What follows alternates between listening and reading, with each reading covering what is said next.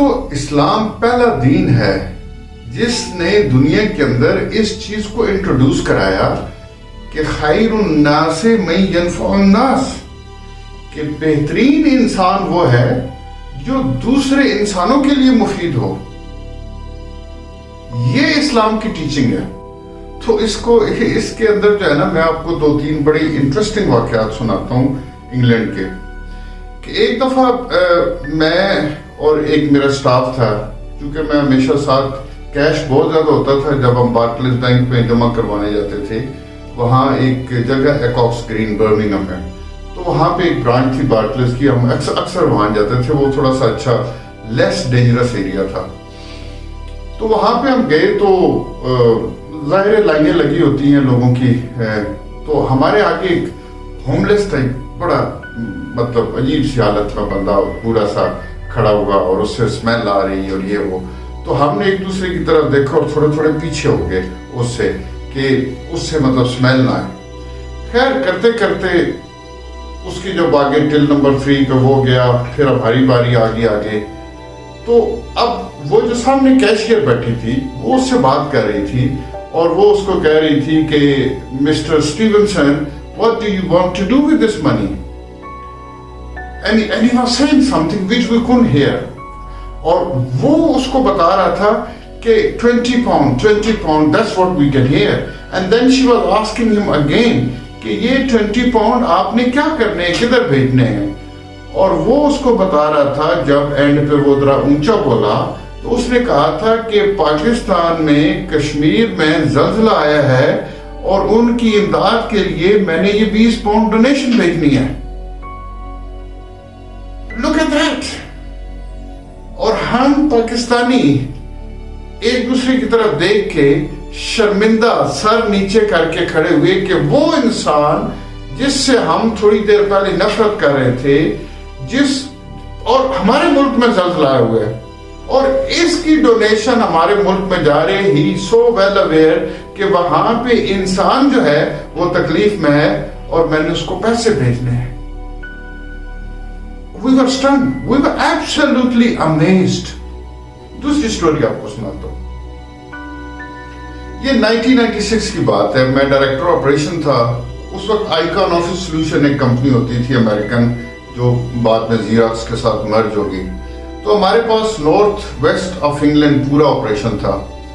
Any way Christmas آ گئی، اور Christmas کے اندر انہوں نے یہ کرنا تھا کہ وہ ایک بڑی ٹریڈیشنل وے ہوتا ہے، کمپنی کو فنڈز الاٹ ہوتے ہیں، کھانے کے لیے بندے لے کے جاتے ہیں آپ، اور ایک بڑی خوشی کا ماحول ہوتا ہے. خیر میں چونکہ آئی واز دا ہیڈ، تو جتنے warehouse, telesales workshop کے بندے تھے ان کو میں نے لے کے جانا تھا کھانے پہ. اب وہاں پہ جو کھانا ہوتا ہے it is more like dinner and dance, اور وہ تو سارے چونکہ گورے تھے، تو ان سب نے یہ ڈیسائیڈ کیا کہ ہم ایک جو ہے وہ PCV جس میں کوئی 12-14 بندے آتے ہیں وہ ہائر کریں گے. تو ہم نے چونکہ ڈرنک کرنا ہے، اور mister Malik is a Muslim my self, اور یہ تو ڈرنک کرتا نہیں ہے، تو اور اگر ڈرنک کرتے ہوئے وہاں پہ آپ پکڑے جائیں 2 پوائنٹس اوپر تو آپ کا لائسنس کینسل ہو جاتا ہے، اور بہت ہیوی فائن پولیس کرتی ہے ڈرنک ڈرائیونگ کے اوپر.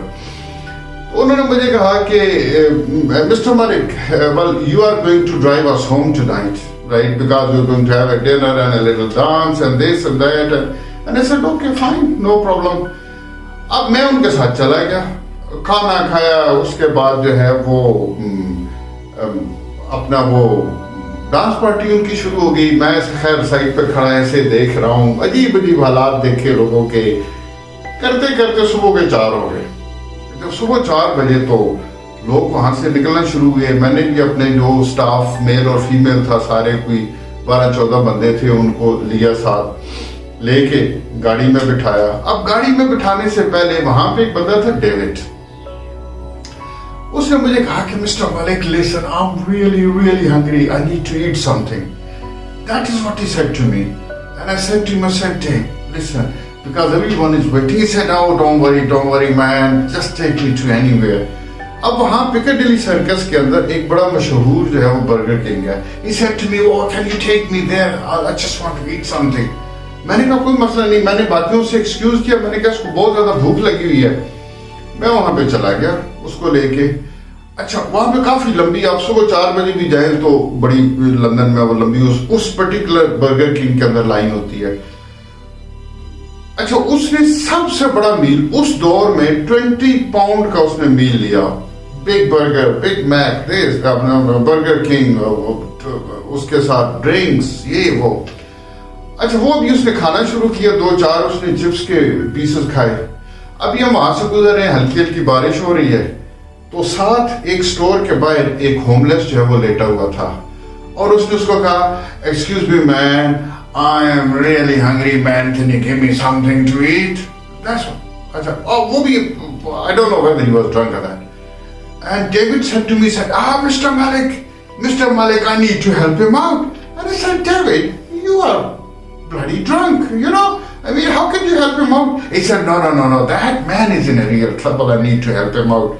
اچھا اب وہ جو ہوم لیس لیٹا ہوا تھا, اس نے اوپر ایک وہ سلیپنگ بیگ سے کیا ہوا, اور پھر وہ اس نے اوپر آنکھ اٹھائی اور پھر کہا I am extremely hungry man, just help me out. Anyway, یہ ڈیوڈ اس کے پاس بیٹھ گیا, اس کے سر پہ بڑے پیار سے ہاتھ پھیرا, ہاتھ پھیر کے اس کو پہلے ایک برگر دیا, ساتھ اس کو ڈرنک دیا. تو اچھا وہ اٹھا, اس نے کھانا شروع کر دیا, تھوڑی دیر بعد اس کو چپس دیے. اب میں کہہ رہا تھا یار what he's doing, I think he's not in his senses, what he's doing. So I said to him, I said, Dave, can we go home because everyone is waiting for us?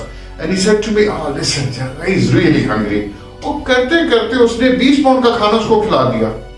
اور جب وہ اٹھا تو میں نے اس سے پوچھا کہ are you alright man? I mean you were really hungry. And he said no, I was hungry and I'm in my senses. You might think I'm drunk but I'm not. And he needed some food because that poor guy hasn't eaten for 3 days. میں پریشان, میں نے کہا اس نے اپنا سارا کھانا اس کو کھلا دیا. میرے ذہن میں پھر وہی سوال کہ دین تو ہمارا ہے خیر الناس ہے, میں ینفع الناس, اور کر یہ لوگ نے. اب میں نے ایک الفتح کا ڈنر ہو رہا تھا, الفتح سٹورز کا, اس کے اندر میں نے ایک واقعہ سنایا. تو ہمارے وہاں کے CEO ہیں شیخ انیس اقبال صاحب, انہوں نے اس بات کے اوپر کھڑے ہو کے خود جو ہے وہ کلیپنگ کی. اسی کمپنی کے تھرو میں نے ایک جگہ پہ ایڈنبرا ایوینیو ہے لندن کے اندر, ادھر ایک سٹور تھا جس میں میں نے کچھ پیکنگ مٹیریل بک کرایا تھا, اور میں نے ان کو کہا تھا کہ on my way tomorrow I'll pick it up at 9 o'clock. تو اس عورت نے, وہ جو سٹور کی مالک تھی, پیکنگ مٹیریل ببل رول تھے, اس میں کارٹن باکسز تھے, یہ وہ ٹیپس تھیں, تو اس نے مجھے کہا کہ you come at 10 o'clock and pick it up. میں وہاں پہ صبح 10 بجے گیا ہوں, تو دیکھا تو وہ ویئر ہاؤس کھلا ہوا تھا. خیر میں اندر گیا, میں نے اس کو کہا کہ I'm Mr. Malik, I've come from. She said yeah, this is your stuff.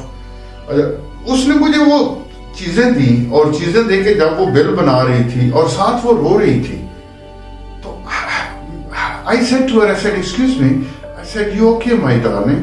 She said to me yeah, I'm fine. I said why are you crying? She said to me, oh, unfortunately my mother passed away 6 o'clock this morning.